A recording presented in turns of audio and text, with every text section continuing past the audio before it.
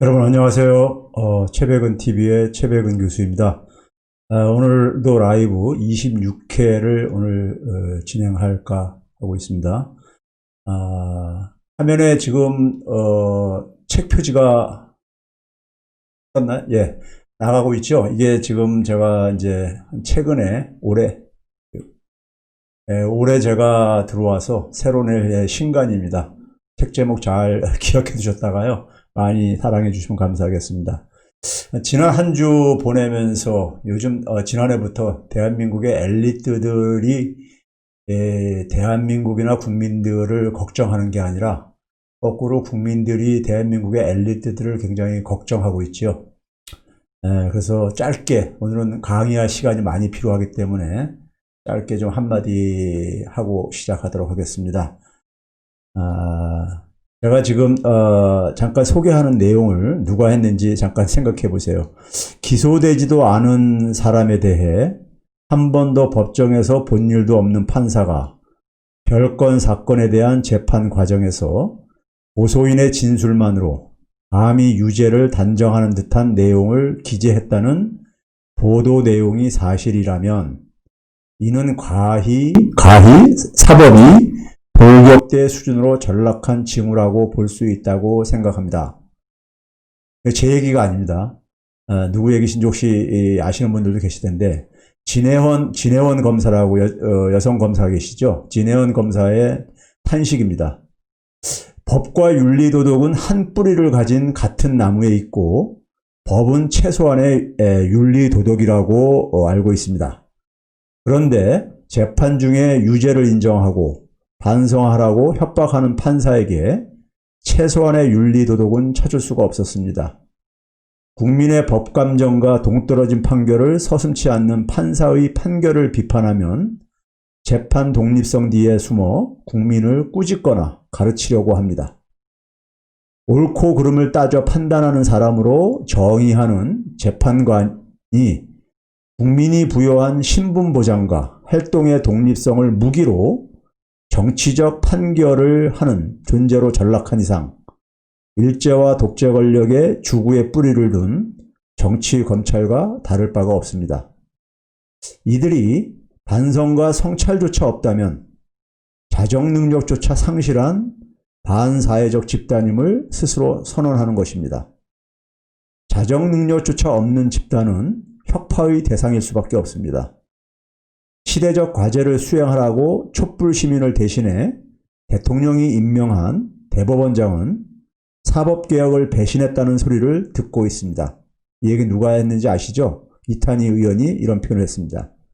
혁파 대상으로 전락한 이상 국민이 이들에게 부여한 사법부의 권한을 해소할 수밖에 없습니다. 국민의 분노가 여의도를 덮기 전에 국회가 나서야 합니다. 민생 문제도 해결할 일이 많지만은 민생 문제 못지않게 사법개혁, 검찰개혁, 언론개혁도 저는 민생 문제라고 생각합니다. 국민의 마음을 편안하게 해주는 것이 정치이기 때문입니다. 이는 민주당을 거대 야당으로 만들어준 촛불 시민의 명령입니다. 자, 제가 짧게 한다 그랬으니까요. 오늘은 짧게 끝내고요. 강의를 시작하도록 하겠습니다. 책 제목이요. 책 제목 어디서 들어본, 얘기 같지 않아요? 책 제목이요. 이게, 지난해 문재인 대통령께서 던진 화두입니다. 한국판 뉴딜, 한국형 뉴딜을 얘기를 하시면서 저 그때 이 얘기 듣고 깜짝 놀랐어요. 문재인 대통령의 역사 인식에 대해서 깜짝 놀랐는데, 대한민국 대전환을 해야 된다. 그러면서 100년의 설계라는 표현을 썼어요. 100년의 설계. 100년의 설계라는 것은 앞으로 향후 100년 동안 살아갈 새 집을 그러니까 우리가 만들어야 되는데, 그걸 하기 위한 하나의 새 집을 지으려면 설계도가 필요하잖아요. 설계를 해야 된다 이런 표현을 하셨어요. 그렇습니다. 지금요. 우리가 살고 있는 집을 오랫동안 수십 년간 쓰다 보면 뭐 한 10년만 넘어도 여기저기 수리할 때가 많이 생기죠. 그러면 초기에는 수리를 해가지고 쓰지요. 수리를 해서 쓰는데 시간이 더 지나가다 보면은 수리할 곳이 갈수록 많아지죠.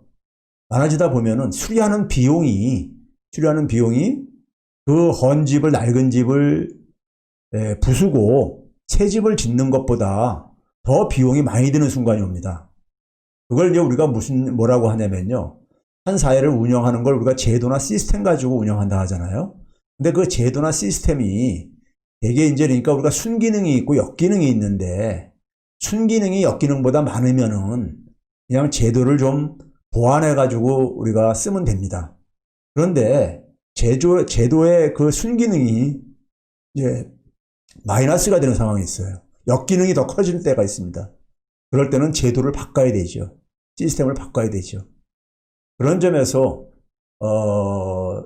대통령께서는 대한민국이 대전환의 시점에 지금 놓여져 있다. 이건 정확한 역사인식입니다. 제가 늘 얘기하지만 인류 세계가 전환기, 이행기에 오래전부터 진입했다는 얘기를 제가 많이 하는 사람이기 때문에 저는 역사학도로서 봤을 때 정확한 인식입니다.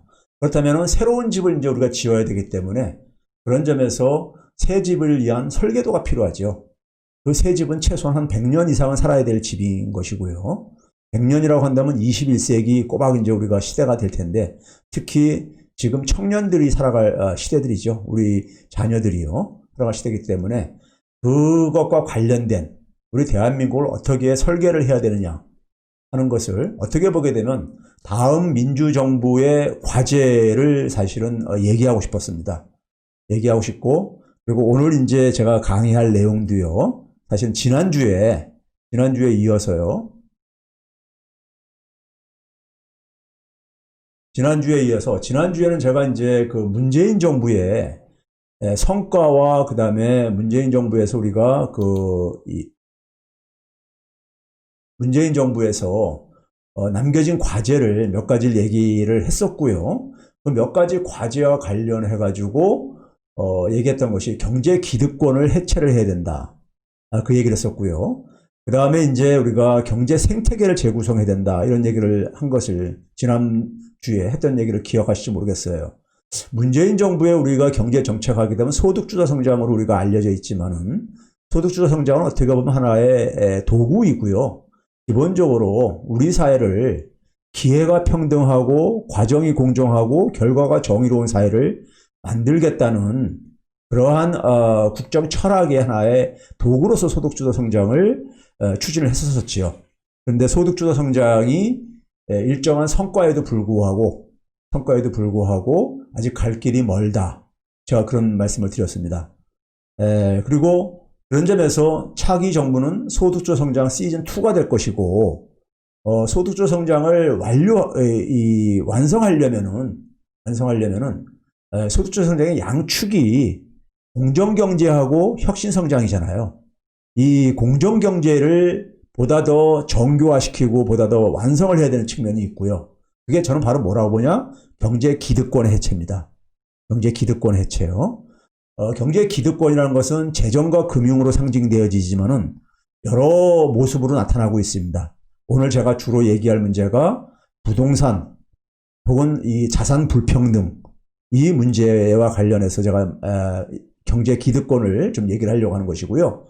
그리고 아마 다음 주에는 새로운 경제 생태계를 재구성하는 문제예요. 혁신성장에 대한 부분을 좀 말씀드릴까 하고 있습니다. 그래서 오늘은 첫 번째가요. 경제 기득권 혁파의 길, 경제 기득권. 이게 우리 사회의 진보를 막고 있다면 혁파를 해야 되겠죠. 그 구체적인 내용은 바로 뭐냐면요. 이 불평등이 굉장히 심합니다. 우리나라가 OECD 국가들 중에서 불평등이 선진국가 중에서 불평등이 가장 심한 나라가 미국입니다. 근데 굉장히 미국의 길을 쫓아가고 있어요.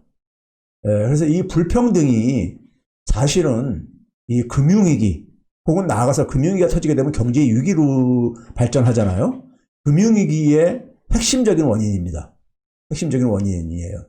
그래서 이 불평등과 금융위기의 연결고리를 끊어야지만이 우리는 좀 안전한 사회에서 살 수 있잖아요. 그래서 제가 이 불평등과 금융위기에 대해서 오늘 좀 말씀을 드리려고 하고 있습니다. 말씀을 드리려고 하고 있는 것이고요. 자, 제가 앞에 이제 그러니까 우리 엘리트들, 한국의 엘리트들이 사실 그러니까 엘리트들이라면은 어쨌든 지도자들 아닙니까? 그렇죠? 지도자들이 국민을 좀 편안하게 해줘야 되는데 거꾸로 국민들이 엘리트들을 걱정하는, 국민이 종교인을 걱정을 하고, 국민이 그러니까 사실 판검사를 걱정을 하고, 국민이 의사들을 걱정하고, 국민이 교수들을 걱정하고, 이런 이제 그러니까 우리가 거꾸로 된 세상에서 지금 시대에서 살고 있듯이 한국 엘리트들이 왜 이렇게 조롱거리로 이렇게 전락했느냐? 뭐 고위공직자도 마찬가지죠. 고위공직자와 어떻게 보면 비난의 대상으로 이렇게 전락했냐 이거죠. 그 이유가 있습니다. 한국의 엘리트들은요, 굉장히 지적으로 사대주의에 빠져 있습니다. 사대주의에 빠져 있어요. 그러니까 사실 우리 사회 속에서 엘리트들이라는 분들이 되게 많이 배운 분들이잖아요. 뭐 저부터도 사실 뭐 자유롭지는 않지만은 엘리트들이 그러니까 해외에 나가서 공부를 하고 했을 때 해외에서 공부를 할 때요, 그 나라 이제 지식 체계를 이제 그러니까는 우리가 습득을 하는 거잖아요. 근데 그 나라 지식 체계는 기본적으로 모든 지식이라는 것은요, 그 나라와 그 나라의 역사와 밀접하게 관련되어 있습니다. 그러니까 그것은 그러니까 우리 사회에 그냥 정확하게 그러니까 우리가 사용할 수가 없어요. 그냥 참고 수단인 거죠. 그런데 그것을 그대로 우리가 사용하는 함정에 많이 빠져 있습니다. 이게 지식인들의 식민지성이라고 얘기를 하는데, 사대주의 함정이라고 표현한 이유는 그게 좀 더 쉽게 이해가 될 것 같아서 이렇게 표현을 한 겁니다. 예를 들어서 이번 주에 뉴스공장에 고정 멤버 나오는 뭐 신장식 변호사하고, 그 다음에 그 서기호 변호사, 그 다음에 양 변호사 있죠. 양 변호사는 전화로 아마 연결한 것 같은데 이번 주에는요, 그렇죠? 거기에 이제 그러니까 우리가 신천지 이만희에 대해서 이 감염법 예방법 1심 무죄를 주제로 해가지고 얘기가 이제 진행됐었죠. 그때 이제 신장식 변호사는 뭐라고 얘기를 했냐면은 왜 판사들이 이렇게 국민의 법감정과 동떨어진 판결을 하는가에 대해서 이런 식으로 했습니다. 맨날 그 법전을 가지고 지금에서 고시 공부할 때 그 교과서를 달달달 외우고 법전을 달달달 외우고 하는 이런 교과서식으로 해석을 하다 보니까 너무 좁게 봤다, 이런 식의 표현을 했어요. 저는 굉장히 볼 때 너무 모르겠습니다. 변호사 역할을 하려다 보니까 판사들한테 좀 찍히지 않으려고 해서 그런지 모르겠지만은 너무 점잖게 표현했다고 생각하는데, 서기호 변호사는 이제가 어떻게 보면 더 정확히 표현했죠. 서기호 변호사가 뭐냐면 한가로운 소리 하고 있다, 뭐 이런 식의 표현을 했어요. 뉴스공장에서요. 그렇죠? 판사의 판결문을 보고 한가로운 소리를 하고 있다, 이런 표현을 했는데, 그러면서 이제 중요한 얘기를 했어요. 법조문을 해석하면서 숲을 보지 못하고 나무만 이렇게 집착한 결과로 그런 판결이 나왔다, 이런 얘기를 했거든요. 이게 사실은 우리 해외에서 공부한 우리나라 엘리트 지식인들의 공통된 문제입니다. 왜? 서양의 학문이 이렇게 돼 있어요. 서양의 학문이라는 것은요, 근대 산업문명이라는 것이 우리가 대개 여러분들 대학 다닐 때 보게 되면은 학과로 돼 있잖아요. 학과의 영어 표현이 뭡니까? 디파트먼트잖아요. 디파트먼트가 뭡니까? 쪼갤 수 있는 데까지 다 쪼개는 겁니다. 쪼개가지고 그걸 다 쪼갤 수 있다고 가정을 하고 있고, 쪼개가지고 가장 쪼갠 그 부문에 대해서 많이 아는 사람을 전문가라고 하고 있는 거죠. 그런데 사실은 우리가 의료인들 같은 경우도 보게 되면은 사람이 그러니까 우리가 어떤 하나 육체적인 어쨌든 간에 이 병에 걸렸을 때 그것이 그러니까는 육체만을 놓고선 우리가 이렇게 해석을 한다 이거예요. 근데 사실은 그게 바깥의 일반 사회생활 속에서도 관련돼 있을 수도 있고, 그렇죠? 뭐 스트레스라는 것이 직장에서도 발생할 수 있고 그러니까요. 근데 그런 걸 단절적으로 분리해서 이렇게 해석을 하는 경향들이 있다 이겁니다. 이게 이제 서양의 근대 지식 체계입니다. 근데 우리가 모든 것이 다 연결되어 있잖아요, 사실은요. 연결되어 있는데, 그런 점에서 이제 그러니까는 이 좀 점잖게 표현하면, 방송에 나오시다 보니까 이분들이 점잖게 표현한 게 숲을 보지 못하고 나무만 집착한 결과다 이런 얘기 했는데, 이게요 경제에서 똑같습니다. 경제에서 똑같아요. 제가 오늘 먼저 던지려고 하는 화두는요, 이 최근에 우리 사회 속에서 주식시 주가가 3천을 돌파하고, 그러면서 이제 자산시장의 거품에 대해서, 이건 뭐 미국도 마찬가지고 전 세계가 그러니까 주가가 상당히 많이 올랐으니까요. 자산시장 거품론에 대해서 우리 사회 경제 전문가들의 모습도 앞에 그러니까 판사들의 모습이나 별 다를 바가 없습니다. 어제 아침에 제 패친 중에 한 분이 페북글에 올린 글인데, 이분이 이름을 얘기하면 알만한 분이에요. 문재인 정부에서 장관까지 하셨던 분입니다. 그런데 제가 이름은 제가 공개를 안 하겠습니다. 페북 글에 뭐라고 올렸냐면은, 제가 그냥 짤막한 글이지만은 특히 그 중에서도 한 문장만 옮겨왔어요. 오랜만에, 정말 오랜만에 읽을 만한 경제학자의 인터뷰 기사 하면서 링크를 해가지고 올렸어요. 근데 그래서 제가 이분을 제가 뭐 존경도 하고 개인적으로 또 이번에 성향을 잘 아는 분이라 가지고 어떤 기사길래 해가지고 읽어봤어요. 읽어봤더니 밑에 있는 기사였었습니다. 밑에 있는 기사인데, 신관호 고려대 교수가 인터뷰 해가지고 이제 그 기사입니다. 그래서 뭐라고 했냐면은 이제 맨 밑에 보게 되면은 한국은행과 금융당국이 구두 경고로 그쳐서는 안 된다. 지금 이제 소위 말해서 주식시장이 지금 버블, 이런 주가 버블이 지금 형성되고 있다 이거예요. 예? 근데 사실 오늘 한국은행 금융통화위원회에서 금리 동결했죠. 저는 평상시에도 좀 이제 그런 표현을 했지만은, 금융통화위원들이요 연봉이 수억 됩니다. 차관급 대우를 받고요. 예? 그런데 이분들 일반 국민들의 시선에서 볼 때는요, 매일 하는 게 보게 되면은 1년에 한 8번씩 모여가지고 하는 게 금리 동결, 뭐 금리 인하, 뭐 되게 이것뿐이 그러니까는 뭐 하는 게 없어 보이잖아요. 그렇죠? 제가 볼 땐 크게 봐도, 그렇게 봐도 크게 무리가 없습니다. 솔직히 말해서요. 사실 우리가 최근에 이런 말들 많이 하잖아요. 판사 대신에 인공지능 도입했으면 좋겠다, 이런 얘기 하잖아요. 저는 금융통화위원들도 인공지능 도입을 하게 되면은 절대 금융통화위원들보다 못하지 않을 것 같아요. 제가 알고 있는 범위 내에서. 그분들은 굉장히 기분 나쁠지 모르지만은 솔직히 저는 그렇게 생각합니다. 뭐 그건 기분 나빠도 할 수 없어요. 왜 그러냐면, 오늘 이제 제 강의를 들으면은 그게 이해가 되실 텐데, 이런 얘기했어요. 주가 버블 위험을 막아야 된다. 그러면서 이제 선제적으로, 그러니까 미리 어쨌든 간에 이 버블 위험을 막기 위해서 거시 건전성 정책을 동원해야 된다, 이런 얘기했어요. 이건 조금 전문적인 용어죠. 거시 건전성 정책에 뒤에서 말씀드리도록 할게요. 잠깐요. 그런데 오늘 보게 되면은 한국은행 이주열 총재가 주가가 그러니까 너무 빠르게 오르고 있다 하면서 금리를 동결을 했어요.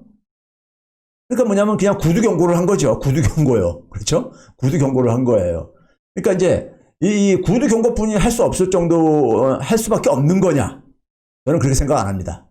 한국은행이 저는 오래전부터 직무유기를 하고 있다는 표현을 많이 쓰고 그러는데, 그럼 뭐 금융통화위원들도 그런 부분에서는 자유롭지 못합니다. 자, 그 이유는요. 자, 경제학에서 이 거시 건전성 정책이라는 것은요, 금융위기 이후에 등장한 말인데, 여기 신관호 교수가 얘기한 게 이게 뭐 새로운 얘기가 아니에요.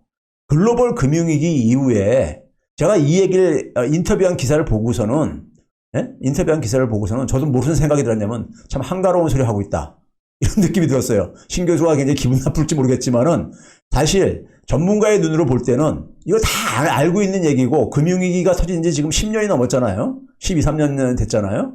그동안에 다 나와 있는 얘기들이에요. 근데 이 얘기가 현실 세계 속에서는 별 의미가 없습니다. 의미가 없기 때문에 저렇게 얘기하는 거예요. 제가 건방져서 하는 얘기가 아니라, 이 분야는, 그러니까 어쨌든 간에 저도 어쨌든 간에 이 분야는 전문가이기 때문에 제가 말씀드리는 건데, 경제학에서는요, 이 거품이라는 용어 먼저, 우리가 이제 이 지금 주가 거품이라고 얘기를 하고 있잖아요, 지금요. 그렇죠? 주가 버블이요. 버블이 우리나라 말로 하면 거품이잖아요. 그렇죠? 거품이라는 말이 이게 학문적인 용어가 아닙니다. 경제학 교과서에 있는 용어가 아니에요. 그리고 거시 건전성 정책이라는 것은 금융위기 이후에 이게 이제 그러니까 우리가 부상한 하나의 개념인데, 자, 그걸 설명을 드릴 텐데요. 우리가 주류경제학에서는요, 거품이라는 것은 이론적으로 존재할 수 없는 현상입니다. 그래서 이 용어가 학문적인 용어가 아니라는 거예요. 이론적으로 거품은 발생할 수가 없어요. 이론적으로요. 자, 무슨 얘기냐면 이런 거예요. 자, 우리가 거품이라는 것은 막 부풀어 오른 거잖아요. 주가가 그러니까 굉장히 많이 오른 상태를 이제 우리가 얘기를 하는 겁니다. 그런데 주류 경제학에서는요, 이런 거품이 생길 수 없다고 얘기하는 이유가 뭐냐면요. 없다고 하는 이유는 뭐냐면, 경제학에서는요, 시장에 그러니까 많은 사람들이 시장에 참여를 해서 자신의 경제적인 이익을 위해서 선택들을 하는데 그 속에서 서로 수요자와 공급자 간의 그 힘에 의해서 이게 균형을 만들어낸다 이거예요. 균형을 적절한 그러니까 우리가 가격을 만들어낸다 이겁니다. 주식 가격도 마찬가지입니다. 사는 사람과 파는 사람들이 합리적으로 그러니까는 그 가격을 그러니까 우리가 만들어낸다 이겁니다.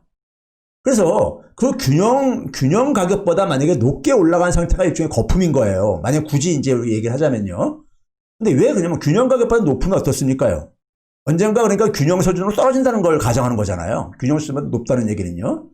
그렇기 때문에 그러면은 이게 가격이 우리가 지나치게 높다고 생각하면은 사람들이 다 판다 이거예요. 팔기 때문에 그 높은 가격이 지속될 수가 없다 이거예요. 무슨 말인지 아시겠습니까? 그래서 거품이라는 것은, 버블이라는 것은 경제학에서 이론적으로 존재할 수 없는 걸로 봅니다. 자, 그냥 두 번째는 뭐냐면, 이제, 거시 건전성이라는 용어를 잠깐 좀 설명드릴게요. 저 거품적인 뒤에서 이제 할 겁니다. 거시 건전성이라는 게 뭐냐면요. 우리 금융위기 때 생각하시면 돼요. 금융위기 이전에는 우리가 이제 금융위기 터지면서 많은 은행들이 세계적인 그러니까 이 대형 은행들이 파산 위기에 직면했었잖아요. 실제로 시티은행 같은 경우는 파산을 해가지고 단기적으로 국유화 됐었잖아요. 사실상이요. 내용적으로요. 그런데 우리가, 이 금융위기 이전에는 이 은행들은 우리가 파산을 하게 되면요. 피해가 일반 기업들이 파산하는 거하고 달리 피해가 굉장히 크지요.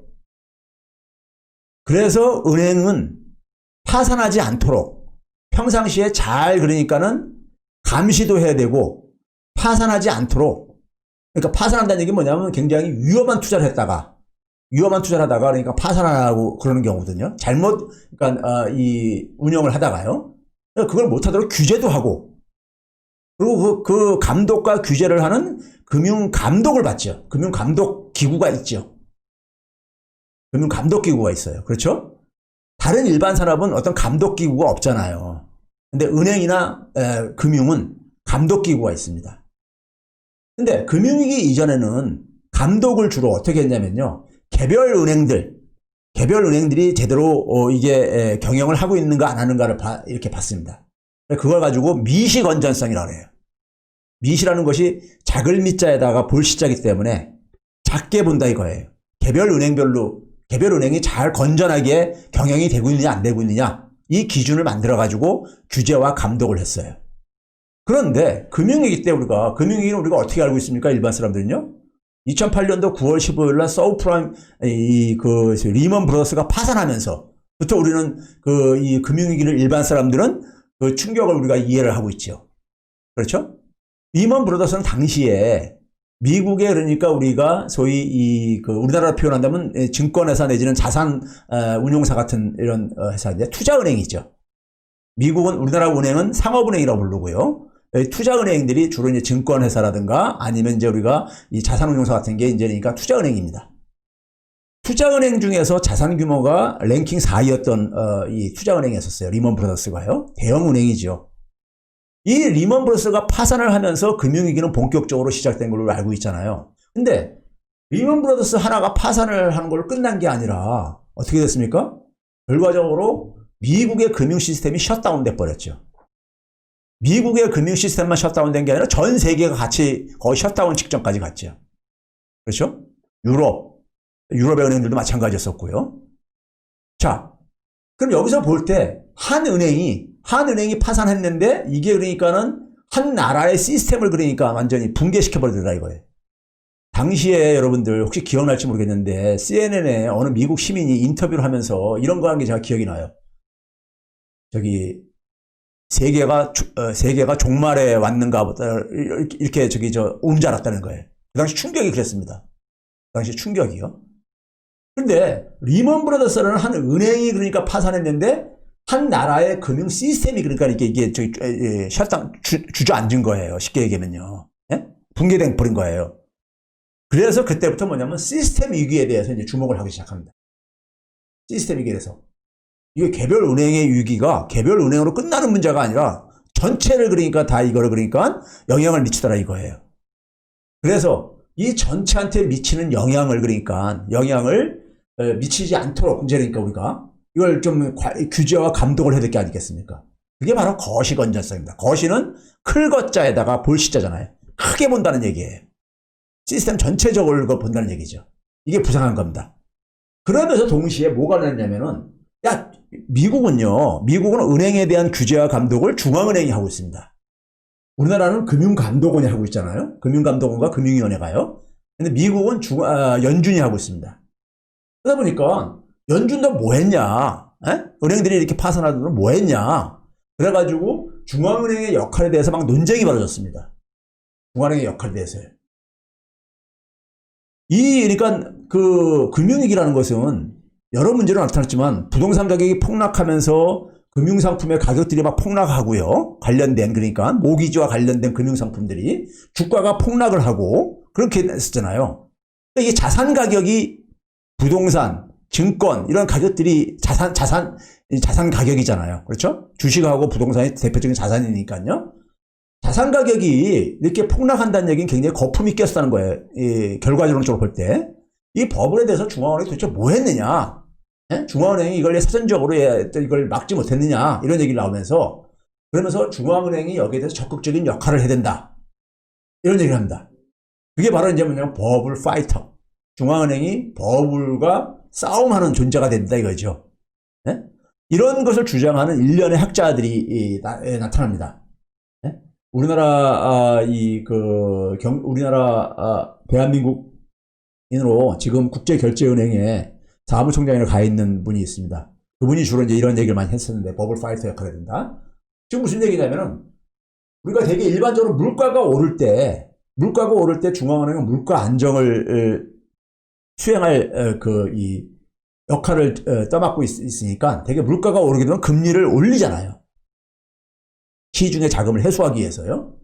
근데 이 자산 가격이 그러니까 높이 올라도 지금 금리를 올려야 된다 이거예요. 선제적으로 그러니까요. 이게 너무 오르지 않도록. 그러니까 지금도 그러니까 이래서 금리를 올리게 되면은 주가가 그러니까 그만큼 부정적으로 주가에 영향을 미칠 게 아니겠습니까? 돈이 그러니까 주식시장에 빠져나올 수밖에 없잖아요. 또 돈을 빌려가지고 투자하는 사람들 같은 경우 그만큼 이자 비용도 많이 증가하는 것이고요. 부동산 시장도 마찬가지죠. 부동산도 많은 돈을 그러니까 은행에서 차입을 해가지고 부동산을 구입을 하기 때문에 금리를 올리게 되면은 부동산 매입 비용이 증가하잖아요. 그래서 이것을 이제 이 과열되는 걸 좀 이제 진정시킬 수가 있잖아요. 금리를 올리게 되면요. 그래서 버블 파이터, 그래서 미리 사전에 좀 이제 그러니까 중앙은행이 그러니까 금리를 통해서 좀 이제 그러니까 이걸 선제적으로 좀 이제 완화시켜야 된다 이거예요. 그러니까요. 그런데 또 하나 반대편에서는 뭐냐면요. 중앙은행은 그렇게 역할할 수 없다. 중앙은행은 그러니까 우리가 불이 났어요. 불이 나게 되면 불 나기 전에 불이 날지 안 날지 모르기 때문에 불 나고 난 다음에 그러니까는 그 뒷불 정리하는 이걸 마법 스트레치라고 마법 스트레치라고 영어로 표현한 이유는요. 마법이라는 것이 우리가 대걸레 이어지잖아요. 대걸레질. 물 쏟아진 거를 그러니까 물 닦는 이런 것들이요. 그러니까요. 이런 뒷불 정리하는 역할을 해야 된다. 이런 얘기를 합니다. 이 뒷불 정리해야 된다는 역할이 지금도 지배적인 하나의 입장입니다. 각국 중앙은행에. 왜 그러냐면요. 첫 번째는 뭐냐면은 왜 뒷불 정리 입장이 중앙은행들의 지금도 여전히 그러니까 그 입장이냐면요. 거품인지 안 거품인지 그걸 어떻게 아냐 이거예요. 경제 이론적으로 거품이라는 개념이 존재할 수 없다고 제가 앞에서 얘기했잖아요. 그러니까 우리가 겪구나 보니까 나중에 사후적으로 볼 때 이게 거품이었던 거지. 예? 사전적으로 그러니까 거품인지를 현재 경제학으로서는 알 수가 없어요. 경제 이론적으로 거품을 인정하지 않기 때문에. 예? 그러니까 자연히 뭐냐면은 그런데 거품도 만약에 이게 거품이 아닌데 그러니까 금리를 올리게 되면 어떻게 됩니까? 금리 올리게 되면 그만큼 시중에 자금이 좀 이제 그러니까는 마르는 거잖아요. 긴축을 하는 거잖아요. 그러면 괜히 실물 경제를 둔화시킬 수가 있다 이거예요. 지금 오늘 그러니까 한국은행에서도 금융통화위원들이 금리 동결한 이유가 뭡니까? 예? 지금 금리가 낮아가지고 주식시장이나 부동산 시장에 자금이 많이 유입돼가지고 과열시킨다고 하면서도 금리를 못 올리는 이유가 뭐예요? 지금 코로나로 인해가지고 경기가 굉장히 안 좋은데 금리 올리게 되면은 예? 지금 많은 기업들과 그러니까 소상공인들도 대출받아가지고 하는데 그 금리 부담이 높아질 게 아니냐? 예? 이거죠, 그러니까요. 괜히 그러니까는 지금 이게 그러니까 버블인지 아닌지 뭐 100% 확신도 할 수 없는데 거기다 괜히 그러니까 경기에 찬물 껴온다 이거죠. 예? 그래서 중앙은행들은 지금도 뭐냐면 뒷불 정리 입장을 유지를 하고 있습니다. 예? 그러다 보니까 그러면은 그러면 그냥 속수무책으로 당해야 되는 거냐? 속수무책으로 그러면 맨날 이렇게 거품이라는 게 이렇게 형성됐다가 과열됐다가 꺼지고 거품이 붕괴되는 이런 것을 그냥 우리가 그냥 속수무책으로 당해야 되는 거냐? 그 당하지 않기 위해서 만든 말이 바로 거시건전성 정책인 겁니다. 거시건전성 정책. 예를 들면 이런 거예요. 우리 일반 사람들은 잘 알려진 게 부동산 정책에서는 어떤 게 있습니까요? LTV라든가 DTI라는 용어 많이 들어보셨죠? LTV는 뭐죠? 그러니까 주택 가격 대비해서 대출 받을 수 있는 금액, 대출금이 차지하는 비중. 그 LTV를 뭐 70% 이내, 뭐 40% 이내, 뭐 규제점 이런 것들이 있잖아요. 네? DTI라는 것도 우리가 소득 대비 그러니까 우리가 이 부채 규모 이것도 우리가 일정 범위 제한하는 거예요. 그러니까요. 네? 이런 것들이 그러니까 일종의 거시건전성 규제인 거예요. 아니면 은행들한테는 뭐냐면은 이게 시장이 상황이 안 좋을 때 예를 들어서 막 부동산 가격이 하락하고 주가가 하락했을 때 돈을 빌려서 투자한 사람들이 못 갚게 되면은 은행들의 그러니까 부실이 커지잖아요. 그 부실을 감당할 수 있는 준비를 하도록 하는 게 바로 이 거시건전성 규제인 거예요. 이런 것들이요. 몇 가지 예를 들면요. 뒤에서 좀 얘기 나오겠지만은 이런 거를 이제 그러니까는 이제 새로운 이제 대응 방식으로 내세웁니다. 근데 문제는 뭐냐면 제가 볼 때는 주식시장이 지금 그러니까 과열됐다고 한다면은 무슨 거시건전성 규제가 뭐가 나올 수 있겠는가 한번 생각들 해보세요. 한번요. 예. 자, 뒤에서 말씀드리겠지만요. 자, 그래서 이 뒷불 정리 입장을 중앙은행이 고수하는 이유가 뭐냐면요. 이 미국의 연준이 가지고 있는 중앙은행의 그러니까 이 버블에 대한 입장이 있습니다. 버블에 대한 입장 정리한 게 있어요. 그게 뭐냐면요. 중앙은행들은 자산 가격을 목표로 삼아서도 안 된다 이거예요. 왜? 자산 가격을 그러니까는 자산 가격은 굉장히 그러니까 합리적으로 이게 균형을 찾아서 움직인다고 그렇게 돼 있기 때문에 예? 그다음에 버블을 터트리는 시도 하지 말아야 된다 이거예요. 예? 프리가 버블이라는 것이 바늘로 콕 찌르는 거 풍선을 꺼뜨리면 터지잖아요. 괜히 버블도 아닌데 괜히 이걸 터트리려고 금리 인상했다가 이 경기까지 죽여버린다 이거죠. 그다음에 그럼 뭐하냐 마지막으로 버블이 꺼진 후에 뒷정리하라 이거예요. 뒷정리가 되게 뭡니까요? 돈을 대규모로 투입하는 거죠. 은행들한테 그러니까 돈 지원해줘가지고 뒷정리하는 거 그러니까요. 예? 뒤에 이제 그러니까 막 부실 자산들 된 거 정리해주고 이런 것들 우리 금융위 때 많이 봤잖아요. 그렇죠? 이게 왜 그러냐면 앞에서 얘기했듯이 현재 주류 경제학이 이 정도 수준이에요. 이거를 신간호 교수는 얘기한 것 정도예요. 예? 이게 뭐 대단한 얘기도 아닌 거고요. 그러니까요. 자, 그런데 자, 그 이후에 우리가 보게 되면요. 자, 금융안정이라는 것이 우리가 이제 이런 용어가 이제 우리가 이제 튀어나오고 있는데 이 금융안정이라는 것이 이 금융위기가 발생하지 않도록 그러니까 이걸 하나의 금위가 발생하지 않도록 좀 노력을 해야 된다 이거예요. 금융당국들은요. 예를 들어서요, 우리가 보게 되면요. 한국은행 법입니다. 요 위에 부분은요. 한국은행 법에 따라 움직입니다. 모든 조직이 1조는 그러니까 자기 존재 이유이기 때문에 존재 이유의 목적의 1항과 2항이 있는데 1항은 대개 보게 되면 이제 물가 안정. 그 다음에 2항은 뭐냐면 금융 안정. 이렇게 되어 있습니다. 우리나라 한국은행은 나중에 좀 다음 시간에 말씀드리겠지만 굉장히 보수적입니다. 이 완전 고용은 없어요. 미국은 완전 고용이 있는데. 그런데 한국은행이 원래는 1항뿐이 없었어요. 목적이에요. 물가 안정뿐이 없었어요.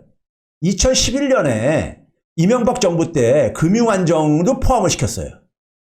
이게 왜 그러냐면은 미국의 연준이요. 이 밑에 있는 게 미국 연준 홈페이지에 있는 겁니다. 홈페이지에 있는 걸 제가 그대로 따온 건데 여기 보시게 되면은 미국의 연준은요. 아까 얘기했죠. 미국은 감독원이나 금융위원회가 별도로 없어요. 물론 증권감독위원회라든가 이 보험감독위원회 같은 건 있습니다. 근데 은행 감독은 기본적으로 연준이 하고 있습니다. 그러다 보니까 연준이 그러니까 주로 여기 보게 되면 금융시스템 안정 4번에 이렇게 돼 있죠. 5번에도 보게 되면은 금융기관의 그러니까 우리가 감독이나 규제. 이거 우리나라는 금융감독원이나 금융위원회가 했던 것들이에요. 근데 한국은행이 이거 우리도 해야 되겠다 하면서 금융위기를 기회 삼아가지고 이걸 딱 따온 거예요. 이거를 이제 금융감독원이나 금융위원회 이걸 찍어 뺏기니까는 그 당시에 굉장히 알력이 있었습니다. 근데 금융위기 이 상황에서 이것도 사실 한국은행이 일종의 그러니까 이걸 뺏어온 게 아니라 서로 이제 그러니까는 둘 다 할 수 있게 이렇게 해놨습니다. 했어요.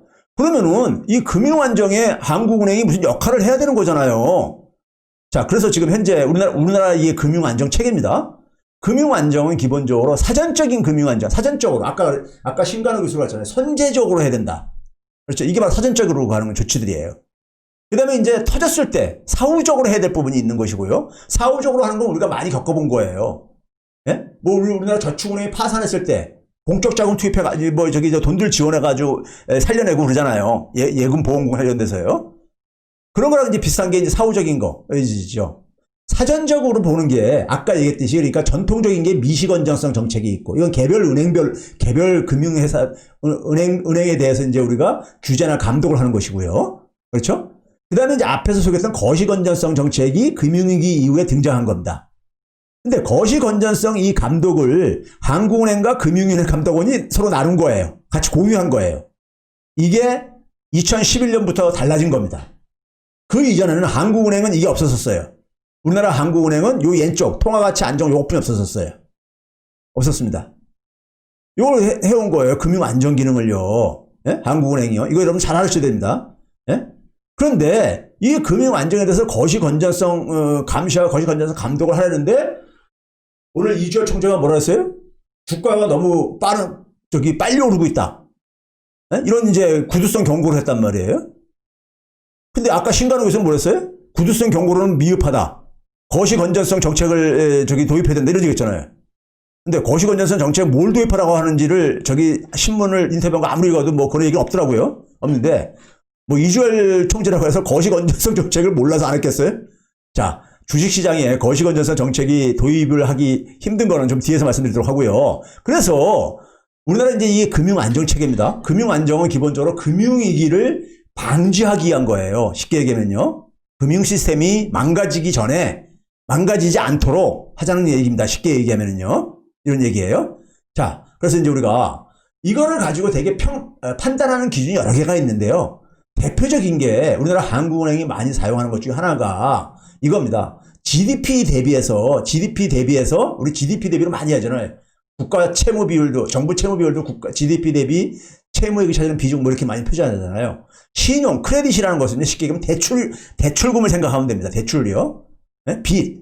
그러니까 이 대출 금액이 차지하는 비중을 이게 여기 이제 수평선에는 까만 선이 뭐냐면은 장기 평균인 거예요. 장기 평균인데 이게 그러니까는 이렇게 많이 올라가면 뭐예요? 평균값보다 그러니까 굉장히 많이 빚잔치를 많이 하고 있다는 얘기예요. 그러니까 쉽게 얘기하면요. 가게나 이 민간 부분들이 얼마나 그러니까 빚을 동원하고 있느냐. 가게나 기업이요. 근데 이게 평균보다 이게 크게 되면 특히 이제 한 10%가 넘게 되면은 위험한 단계다 이거예요. 위험한 단계. 과거에 미국이 86년도에 이제 10% 근접했었는데 이때가 바로 뭐냐면 우리나라 저축은행에 해당되는 저축대부조합이라는 게 수백 개가 파산을 하죠. 이때 이 80년대 후반에 말해요. 2007년도는 금융위기 때고요. 이때 12.3%였었고요. 자, 이걸 가지고 이제 그러니까 되게 이제 우리가 경고를 하고 그러는데 미국 같은 경우 보게 되면은 최근에 2분기까지 나와 있는데 3.5%로 아직은 뭐 이렇게 미국 같은 경우는 안정적이라고 볼 수 있는데 한국을 딱 봐보세요. 한국을 보시게 되면은 97년도에 이게 이제 반드시 그러니까 맞지는 않습니다, 사실은요. 외환위기 때 한 13.2% 했었어요. 외환위기 때. 그리고 글로벌 금융위기 때 10%가 넘었었죠. 10%가 넘으면 경고 상태로 갑니다. 근데 지금 지난해 2분기에 13.8%로 13.8%로요. 90년대 이후에 가장 높은 상황입니다. 지금요. 네? 그러니까 한국은행에서는 지금 그러니까 너무 지금 빚이 많다 이거죠. 그러니까요. 네? 이 민간 부분의 빚이요. 뭐 이런 얘기를 이게 하나 그러니까 빚이 너무 많다 보면은 그 빚을 내 가지고 그러니까는 예를 들어서 뭐 부동산이나 주식에 투자했을 때 그 가격이 너무 과도하게 올랐다는 얘기고 자기 체력을 상징하는 게 바로 뭐냐면요. 여기 아까 분모에 얘기했던 GDP인 거예요. 이것보다 그러니까 더 과도하게 그러니까는 이 돈을 미래 돈을 빌려 가지고 그러니까 미래 자금을 그러니까 동원해 가지고 투자한 거니까는 혹은 빚이 많게 되면은 상환해야 될 이 비용도 상환해야 할 부담도 이제 크다 보니까는 그럼 결국 그 부담이 크다 보면 상환을 못하는 수가 생길 수 있죠. 그래서 문제가 일어날 수 있다 이거예요. 예? 그래서 이게 이제 그러니까 지나치게 높으면 신용갭이 지나치게 높으면 위험하다 이렇게 하는 하나의 그 지표 중에 하나로 삼는 겁니다. 이게 반드시 맞는 건 아니지만 하여간 이 지표 중에 하나로 삼는 거예요. 자, 그런데 실제로 보게 되면요. 우리나라 같은 경우 가계부채가 상당히 지금 빠르게 우리가 굉장히 절대적으로 높죠. 절대적으로 높아요. 처분 가능 소득. 되게 가계부채는 두 가지 기준으로 많이 얘기하는데요. 가계가 그러니까 쓸 수 있는 소득 중에서 가계부채가 차지하는 비중. 아니면 GDP, 한 나라의 전체 GDP 대비해서 표현하고 있는데요. 먼저 처분 가능 소득 대비해서 가계부채 비율을 보게 되면은 우리나라가 지금 지난해 3분기 기준으로 170%가 넘었습니다. 170%가 넘었어요. 북유럽 국가를 빼놓고 나면 우리나라가 제일 높은 나라 중에 하나예요. 제일 높은 나라 중에 하나입니다. 주요 국가 중에서요. 우리나라는 가계부채가 굉장히 큰 나라입니다. 근데 문제는 뭐냐면은 최근 2019년 3분기부터 굉장히 속도가 빨라지고 있어요. 박근혜 정부 때 그러니까 빚내서 집 투자하라고 빚내서 집 사기 부추겼는데 그때보다 더 이게 속도가 빨라졌어요. 그래서 우리가 2019년부터 굉장히 부동산 문제가 시끄러웠던 이유가 바로 여기에 있습니다. 네? 여기에 있어요. 자, 그리고 이제 이건 지난번에 잠깐 얘기했죠. 문재인 정부에서 사실은 가계부채 총량 관리제하면서 150% 이내에서 관리하겠다는데 그걸 못 지킨 거예요. 못 지킨 겁니다. 이게 이제 부동산 정책 제가 실패로 얘기하는 하나의 이제 그것과 밀접하게 관련되어 있는 건데 뒤에서 말씀드리도록 할게요. 자, 이번에는 GDP 대비입니다. GDP 대비. GDP 대비로 보게 되면 우리나라가 외환위기 때 한 50%가 안 됐었어요. 근데 외환위기 터지고 나가지고 쫙 빠르게 증가했다가 노무현 정부부터 잠깐 이제 우리가 꺾였다가 다시 또 그냥 계속 올라가가지고 지금은 그러니까 지난해 3분기에 100%가 넘었습니다. GDP 대비요. 그러니까 우리나라 물론 일부 사람들은 여기에 전세자금도 포함되어 있고 하기 때문에 특수하다 그러지만은 어찌됐든 간에 가계부채가 과도한 건 사실입니다. 가계부채가 과도한 문제는 뒤에서 좀 말씀드리도록 할게요. 어떤 부작용으로 가는지는요. 자, 그 다음에 이제 우리가 문제는 뭐냐면은 우리가 가계부채가 증가하는 것이 감당할 수 있으면 괜찮아요. 감당할 수 있다는 건 뭐냐? 우리가 벌어들이는 돈의 증가 속도가 부채가 증가하는 속도보다도 크면은 괜찮은 거죠. 그렇죠? 근데 이 위에 파란 선이 뭐냐면요. 이게 부채 증가율이에요. 박근혜 때 그러니까 부채 증가율이 한때 최고로 2016년 말에 보게 되면 11.6%나 증가했었어요. 그리고 반면에 소득은 뭐냐면 2.4%만 증가하니까 이 격차가 9.2%가 됐었어요. 이렇게 벌어졌습니다. 근데 문재인 정부 최근에 들어와가지고 이게 봐보세요. 악어 입처럼 쫙 벌어지고 있잖아요. 그러니까 문재인 정부 초기에는 이게 좀 관리가 됐었어요. 축소가 됐잖아요. 축소가 되다가 이게 2019년 아까 3분기 때부터 이게 벌어진 거예요. 부채 증가율이 가계가 쓸 수 있는 소득은 증가율이 잠깐 떨어지는데 이게 빨리 이건 굉장히 높게 증가하니까 이건 위험한 거잖아요. 그렇죠? 자, 그 다음에 GDP 증가율로 앞에는 이제 우리가 가계가 쓸 수 있는 소득 기준을 본 거고 GDP로 보더라도 마찬가지로 똑같은 그림이 보이죠. 이게 크게 벌어지고 있잖아요. 악어 입처럼요. 그렇죠? GDP로 보더라도요. 그런 점에서 문재인 정부 그러니까는 2019년 3분기부터 이게 가계부채가 통제가 안 되기 시작했다는 것을 좀 여러분들이 기억을 해 주셨으면 좋겠고요. 자, 가계대출. 문재인 정부 들어서서 가계대출의 이게 추이입니다. 추이를 보시게 되면요. 이 숫자에서도 그냥 나오잖아요. 가계대출은 크게 주택담보대출하고 기타대출로 나눕니다. 기타대출은 뭐냐면요. 주로 이제 우리가 뭐 그 신용대출이라든가 마이너스 통장이라든가 아니면 이제 우리가 뭐 예금이나 적금들 들고 계신 분들은 그걸 담보로 해서 또 대출을 해주잖아요. 그런 것들이 이제 기타대출입니다. 그러니까 주택담보대출하고 기타대출로 되게 나누는데 쭉 보시게 되면 2019년 3분기부터 이게 가계대출 증가 속도가 빨라지고 있잖아요. 굉장히요. 그렇죠? 기타대출이 특히 지난 우리가 11월 달 것까지 나와 있는데요. 11월 달 1년 전에 비해서는 10%가 넘게 지났어요. 이게 뭐겠습니까? 대출 억제한다니까 막 신용대출 막 당겨서 막 받아놓은 것들 이게 바로 여기 나타난 겁니다. 네? 10.1%나 이렇게 한 이유가요. 그런 뉴스 들었죠? 신용대출 억제한다 이렇게 뭐 하니까는 미리 자금을 확보하자 해가지고 나타나는 게 숫자에도 그대로 나타나고 있죠. 그렇죠? 자, 최근에 보시게 되면은 이렇게 대출 받아가지고 주식시장이나 부동산 시장에 이 돈들이 들어갈 수밖에 없다 이거예요. 그렇죠? 그러면 한국은행에서 이거에 대해서 무슨 조치를 취했냐 이거예요. 그러고 나서 무슨 뚱딴지처럼 주가가 너무 빠르게 오르고 있다. 금리는 동결하지만 이게 무슨 의미예요 이게 도대체가요. 예? 이게 무슨 의미냐고요. 그러니까요. 금융 안정이라는 그러니까 이 기능을 따왔으면은 거기에 걸맞는 역할을 해야죠. 그냥 기껏 해야 구두 경고하려고 그걸 따왔어요. 그 역할 따왔어요. 물론 금융감독원도 그러니까 여기에 대해서 뭐 뒤늦게 신용대출 억제한다고 그랬지만은 예? 이거 다 이렇게 증가하고 난 다음에 예? 이런 얘기가 뭐예요, 그러니까요, 그렇죠? 자, 그래서 주택 가격, 매매 가격 동향을 보세요. 주택 매매 가격 동향을 보시게 되면은 여기 보시게 되면 이제 전국 수도권 서울로 돼 있지만은 2020년도에 크게 증가했잖아요. 실제로 우리가 지난해 그냥 난리 쳤잖아요. 그렇죠? 이게 2015년도에 박근혜 정부 때 그 빚내서 집사라고 할 때 부동산 시장에 바람이 불었을 때 이때하고 한번 숫자를 비교해 보세요. 전국 수도권은 그러니까는 이때보다 더 높잖아요, 지금요. 그렇죠? 그러니까 초창기에 잠깐 그러니까 억제하다가요. 이게 2018년 말부터 그러니까 이게 이제 이거 하기 시작합니다. 뒤에서 제가 말씀드릴게요. 이렇게 된 이유가요. 자, 이게 또 이제 그러니까 그림으로 보여준 겁니다. 그림으로 이명박 정부 때부터 문재인 정부 때까지 쭉 주택 가격, 매매 가격입니다. 수도권, 서울, 전국 이렇게 해가지고 지난해 보면 빠르게 크게 증가하고 앉았잖아요. 그렇죠? 자, 주식시장에 이 신용거래가 뭡니까? 빚을 내가지고 주식 투자하는 사람들. 지난 6개월 사이에요.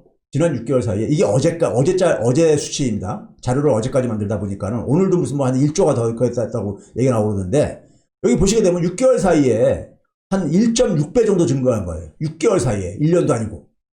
네? 여기 한 금액으로 보면 얼마입니까? 한 7조 5천억 원 정도가 신용융자, 즉 돈을 빌려가지고 증권에서 빌려가지고 주식 투자하는 규모인 거예요. 이게 이제 동학개미들의 그러니까 이게 자금줄이 된 거죠. 그러니까요. 자금줄 하나인 거죠. 이게요. 예? 이렇게 해서 이제 그러다 보니까 이제 이주열 총재가 너무 주가 상승 속도가 빠르다 이런 얘기 한 거예요. 예? 그런데 이걸 뭐 뒷북치기 하듯이 그렇게 이게 뭐 하냐 이거예요. 그럼 아까 심관우 교수가 얘기한 것처럼 사전적으로 뭘 해야 된다 그러는데 사전적으로 하라는 얘기를 진작 얘기했어야지. 예? 학자도 마찬가지로 하려면요. 다 이제 뭐 결과 거의 다 끝나가는 상황에서 이런 얘기는 뭐예요?